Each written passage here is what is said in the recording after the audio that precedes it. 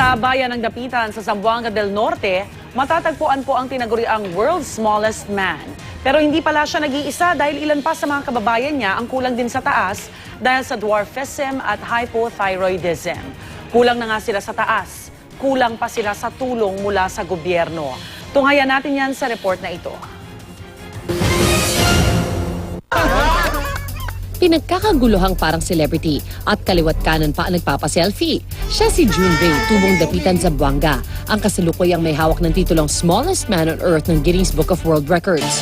23.59 inches o singtaas lang siya ng dalawang pinagpatong na galon. Noong 2012, nasungkit ni Chandra Bahadur Dangi ng Nepal ang titulo kay June Ray.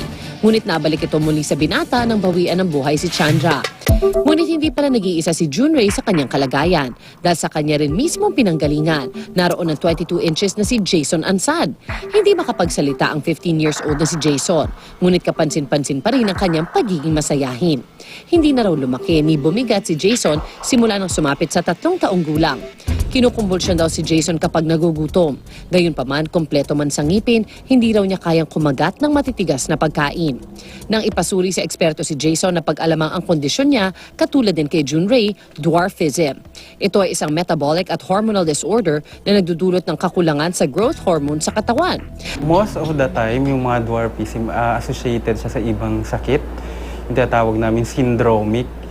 So, kaya kailangan natin investigate kung meron associated cardiac problem. Pero yung kay Jason, based sa findings natin, mukhang pituitary dwarfism. Nakagugulat na sa Zamboanga pa rin, mayroong babaeng may kaparehong kondisyon ni na Jason at June Ray. Ang 27 years old na si Allen. 3 feet 2 inches ang kanyang taas. Tulad ng dalawang naunang lalaki, hindi rin siya makapagsalita.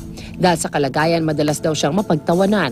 Nang ipasuri na pag-alamang may hypothyroidism si Allen, kaya lagi siyang walang ganang kumain ngunit tumataba.